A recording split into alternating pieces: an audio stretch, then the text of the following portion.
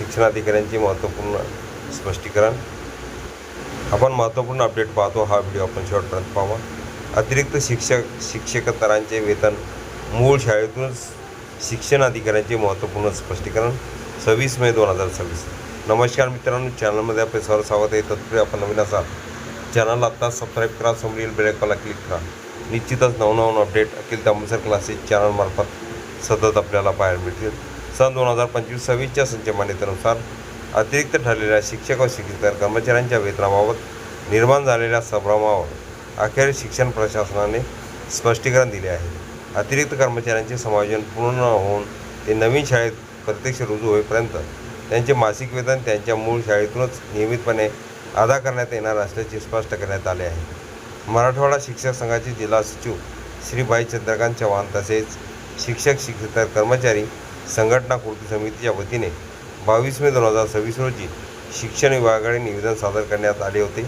या निवेदनात अतिरिक्त घोषित करण्यात आलेल्या शिक्षक शिक्षकेतर कर्मचाऱ्यांचे समायोजन प्रत्यक्ष पूर्ण होईपर्यंत त्यांचे मूळ शाळेतून वेतन सुरू ठेवण्याबाबत तातडीने आदेश काढण्याची मागणी करण्यात आली आहे। आंदोलनाचा इशारा दिल्यानंतर प्रशासनाचे स्पष्टीकरण। निवेदनामध्ये मागण्यावर त्वरित निर्णय न झाल्यास 25 मे 2026 रोजी शिक्षणाधिकारी कार्यालय छत्रपती संभाजीनगर येथे लोकशाही व अहिंसक मार्गाने अभिनव आंदोलन करण्यात येईल असा इशाराही देण्यात आला होता। या पार्श्वभूमीवर शिक्षणाधिकाऱ्यांनी संबंधित निवेदनाची दखल घेत सविस्तर स्पष्टीकरण जारी केले आहे। शिक्षण विभागाने स्पष्ट केले आहे की सन 2025-26च्या संच मान्यतेनुसार अतिरिक्त ठरलेल्या शिक्षक व शिक्षकेतर कर्मचाऱ्यांचे समायोजन पूर्ण होऊन ते समायोजित शाळेत प्रत्यक्ष रुजू होत नाही तोपर्यंत संबंधित कर्मचाऱ्यांना त्यांच्या मूळ शाळेत रुजू करून घेण्यात यावे आणि त्यांना अध्यापन व इतर शालेय कामकाज देण्यात यावे अशा सूचना यापूर्वी संस्थांना व शाळांना देण्यात आल्या आहेत। वेतन स्थगितीबाबत कोणतेही आदेश नाहीत। शिक्षणाधिकाऱ्यांनी आपल्या स्पष्टीकरणात विशेष नमूद केले आहे की अतिरिक्त ठरलेल्या कर्मचाऱ्यांचे वेतन थांबविणे किंवा स्थगिती ठेवणे याबाबत कोणतेही आदेश देण्यात आलेले नाहीत।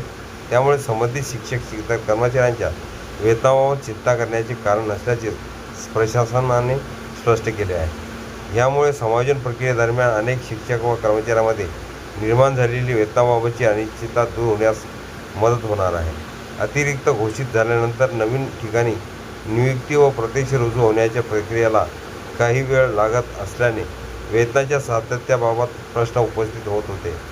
प्रशासनाकडून आंदोलन मागे घेण्याचे आवाहन शिक्षण विभागाने संघटनांना प्रशासनास सहकार्य करण्याचे आवाहन केले आहे। 25 मे 2026 रोजी प्रस्तावित आंदोलनास प्रवृत्त व्हावे आणि समायोजन प्रक्रिया सुरळीतपणे पूर्ण होण्यासाठी सहकार्य करावे असे पत्रात नमूद करण्यात आले आहे। तसेच प्रशासनाच्या स्पष्टीकरणानंतरही आंदोलनाचा मार्ग अवलंबण्यात आल्यास आणि त्यातून काही अनुचित प्रकार घडल्यास त्याची जबाबदारी संबंधित आंदोलनकर्त्यावर राहील असा इशाराही शिक्षणाधिकाऱ्यांनी दिला आहे। शिक्षकांसाठी दिलासादायक निर्णय। अतिरिक्त शिक्षक व शिक्षकेतर कर्मचाऱ्यांसाठी हे स्पष्टीकरण मोठा दिलासा देणारे ठरले आहे।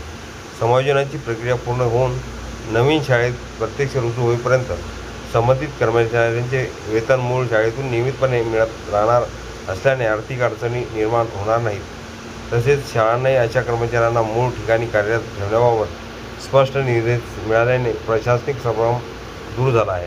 ठळक मुद्दे। अतिरिक्त शिक्षक शिक्षकेतर कर्मचाऱ्यांचे वेतन मूळ शाळेतूनच मिळणार। समायोजन पूर्ण होऊन नवीन शाळेत रुजू होईपर्यंत वेतन सुरू राहणार। वेतन स्थगितीबाबत कोणतेही आदेश नसल्याचे शिक्षणाधिकाऱ्यांचे स्पष्टीकरण। मराठवाडा शिक्षक संघाच्या निवेदनानंतर प्रशासनाची भूमिका स्पष्ट। 25 मेच्या प्रस्तावित आंदोलनापासून प्रवृत्त होण्याचे आवाहन। अतिरिक्त कर्मचाऱ्यांना मूळ शाळेत कार्यरत ठेवण्याचे निर्देश कायम। हा व्हिडिओ उपयोगी वाटल्यास लाईक, शेअर आणि अखिल तांबेसर क्लासेस चॅनलला सबस्क्राईब करा।